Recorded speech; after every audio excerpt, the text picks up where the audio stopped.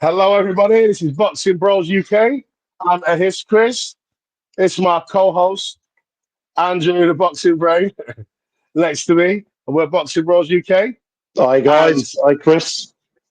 Today's topic is all about Haney, his comeback, rehydration, all that shit. Take it away, Andrew. Yeah, so I've been all over this week, and I was talking about it on the stream last night as well. So essentially, Eddie Hearn, who manages both fighters or promotes both fighters, they're both on Matchroom, Paro and Haney, and he's propositioned a fight, the negotiations for a fight, and I think December the 7th, which is too soon for Haney anyway, but that's we'll get into that later. And so obviously Haney was originally scheduled to fight, he was mandated to fight Sandor Martin, then decided against it, him and his team decided against it, needed time out, and he became then the WBC champion in recess. Alberto Puello then had a fight, and he moved up to the WBC champion. And what's kind of going on here is that the IBF have very stringent rehydration clauses, and they're a strict governing body anyway. And they have a £10 rehydration limit. And if you weigh in the morning after the weigh-in, more than £10 over it, they can be fined.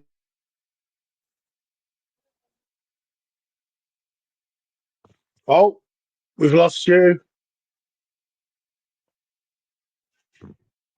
So yeah, if you rehydrate after more than £10, then the IBF will there can be fines, and it can be the fight can get pulled, the fight can be obviously cancelled altogether. So I think Eddie Hearn is trying to find a workaround. What is Johnny Gay? So I think that's the case. So they're trying to, obviously, while they're negotiating this fight, because it's not been confirmed as of yet. I've looked all around social media today, and it's still as of yet to be confirmed. And there may be the case, which is ridiculous, for Haney, so that he can get around the fucking £10 clause that the IBF have. So what do you make of that, Chris, first of all, before we continue? Before we continue, firstly, champion in recess does not mean you're a champion. It means, all it means is that you get an immediate shot at your belt because you gave it up without being defeated in the ring when you won within, I think it's 5 years or whatever, 2 years. I don't know what the time limit is.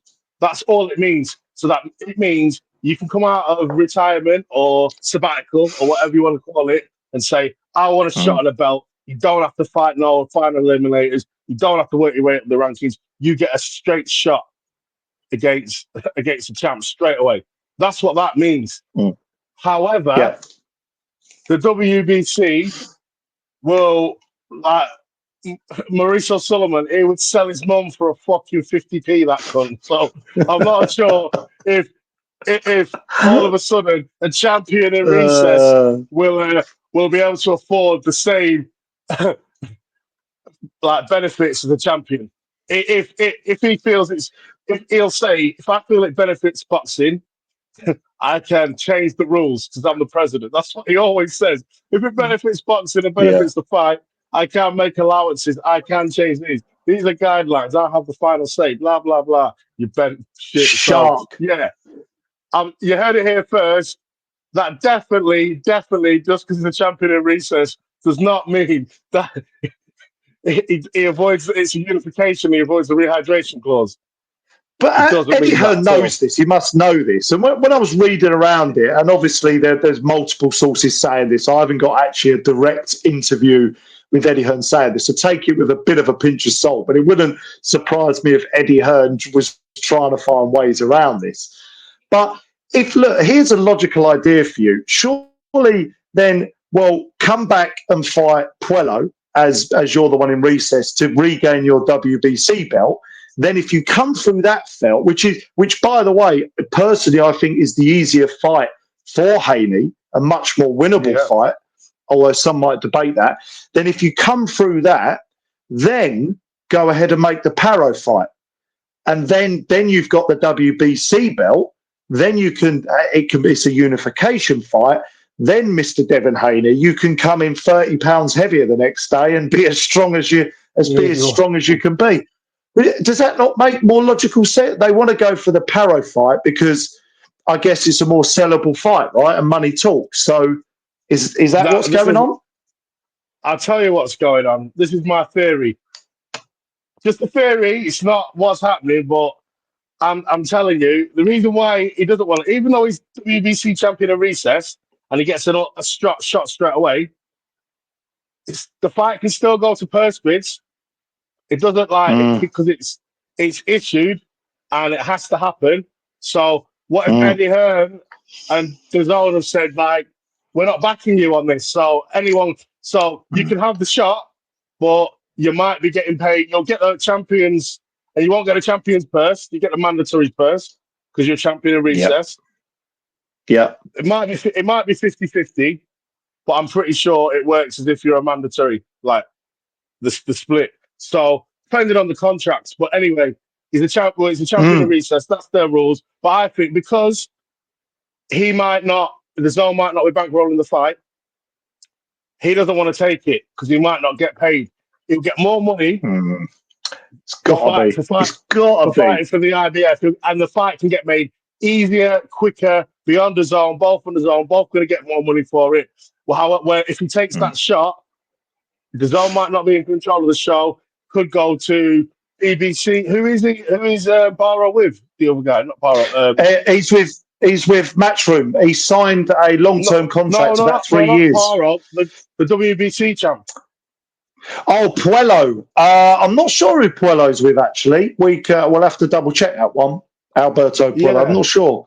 Maybe Top Rank or PBC. I'm not sure. One of those two, maybe. But whoever he's with, that even though they might be on the zone, if it's Top Rank or Golden Boy, they'll be on the zone because they've already signed that deal, haven't it? So let's hope it's them.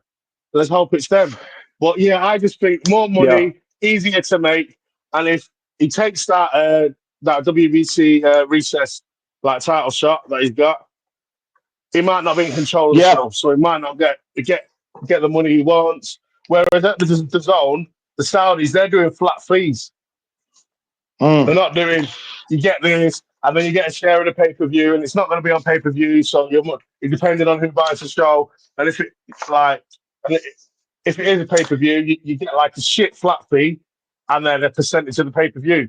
And if it's not going to do a lot because you don't put bums on seats, you're not going to make a lot of money doing it that way. Whereas at the DAZN, flat fee, that's it. And you'll probably be on the undercard of a smashed pay-per-view card already. Yeah. I think your theory could have some substance there, though, Chris, because normally it does come down to business, doesn't it? And I think where I'd like to move the conversation beyond that, I think there are some interesting moving parts to it, as there always is in boxing. It's a never-ending circus sometimes. It really is. But what my thing, I just don't think Devin Haney's anywhere near ready for this fight. Look, in sport, momentum is a massive thing, whether you're a fighter, whether you're a football team. Paro's just come off a massively confidence-building win against Subriel Matthias, who everyone was saying was the boogeyman, was the monster at that division. Yeah. And he boxed his head off, and he was flat that night, Matthias. And I watched it again last night, and Paro absolutely jabbed his head off. And he's on the climb. Haney's had a look. I know that's now null and void, and his record is now back to O and all that jazz. But what do we know about the psychological impacts from Haney now, Chris? You can't underestimate that. I'm sure he's got a good team around him, but he got absolutely battered in that fight, regardless of Garcia popping dirty. We know he did, but how has he recovered mentally from that fight? I mean, I think he needs another 6 months. I mean, when's December's a few months away? He maybe needs another year out, Chris. Don't you think? Is it too soon? If I think Paro is a really, really good talent. If I was him, I would go for the WBC and fight Perlo. Regardless, just take the chip money and treat it as a tune-up.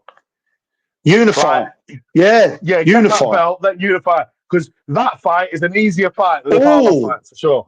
That's a good shot, because I was kind of proposing maybe Haney coming back and fighting Puello. Actually, that makes more sense. Well, yeah. We'll have to look at because Puello is kind of we'll have to look at who is promotional. So if anyone knows this off the top of their heads, put it in the comments. We'll have to look at his promotional team, because if he fights Puello as a tune-up and then go for the unification, that can work. Yeah, because look, I think Puello's not a bad fighter. I saw him in his last fight. He's not a bad fighter, but he's no great shakes in that division compared to the Lomas of this world, even the Cambosos is of this world. You know, Haney's, Paros, Subriel Matai, all of he's not on that level. So, do you know what, Chris? That's a good shout. That Paro fighting Puello next would make more sense. Whoever wins that, then fight Haney after that. But it looks like, I guess, because Eddie Hearn has Paro and Haney on his promotional team, as they're both his fighters, that it's an easier fight to make, I guess, for him. Yeah, definitely. But you can have them two fighting and Haney have a tune-up fight the winner, or you can have Haney just fighting for his old title first, will be the second best choice, winning that back because he's champion in recess, and then going for the unification with the IBF. So, and there's another point. Yeah, I know why Devin Haney doesn't want the rehydration clause. Yeah, and this fucks him up. Yeah, this rehydration business, because you know when Ryan Garcia missed weight. Yeah. They didn't put a rehydration clause on him after he missed weight, because Haney would have had to have one on as well. So he thought, no, I want to rehydrate. So, but this guy's missed weight and he's fucking gonna rehydrate as well. And so he does it, rehydrates excessively. Haney needs to. I think Haney needs to rehydrate for this against Paro, who's much more natural at the weight. He's lighter at that weight, but he can make it comfortably, mate. Like, honestly, Paro can make it comfortably. Haney, if he's got that IBF clause in there, he's going to come in tight at the weight. How many times have we seen this over the years, Chris? Coming in tight at the weight, struggling. You know, you've not got all your food and your protein in you, and your water and your fluids in you. It's risky for Haney, and have a flat performance. So, and they won it December as well. Yeah, December 7th. December 7th. That can work. That can work. If he's in shape and he's staying ready, 3 months. We forget, because we're in the now time and people fight once or twice a year. You only need 3 months, 4 at max, to get ready for a 12-round fight. So I don't know why all these fighters now, 3 months, really. You don't, and all these fighters now, they only fight once or twice a year because they have a fight and then they need about fucking 4 months off. The last fighter who was a world champion who did it properly was Canelo. I think when after he beat Callum Smith, when he became undisputed, I think he became undisputed. Yeah, and then he defended his belt straight away, and he fought 4 times in 1 year. He's not doing the business now, but what a G back then to do that. And they were world title fights, and he's been really that period of his career. Yeah, I guess that was in his prime. There's a couple of things, I guess, that physically, obviously, I'm just wondering mentally, does he need a cut? Look, we all want to see the big fight. I'd love to see Paro Haney because me and Carl were disagreeing last night from Last Bell Boxing. Shout out to Last Bell Boxing, and he's a massive admirer of Haney. I'm not so much, terrific boxer, but maybe I'm fanboying Paro a bit, but I kind of was watching his last couple of fights against Love, who he knocked out, and then Subriel Matthias, and then watching a couple of his other fights, and I've kind of listed a few things here, Chris, that you might be sort of. This is just kind of my take from analysing his style.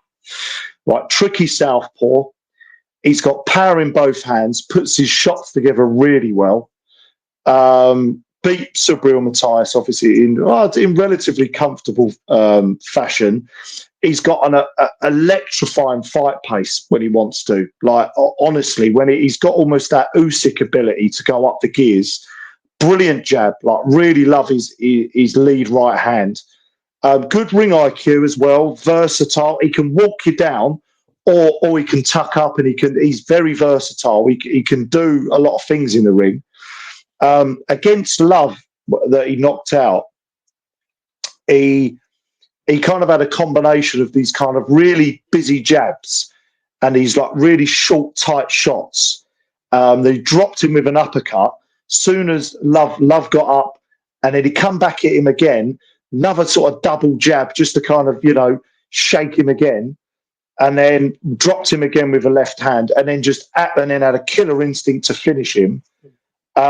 He's got all the momentum in the world, pal. I'm proper bigging him up if he ends up losing if the fight. I'm going to extremely.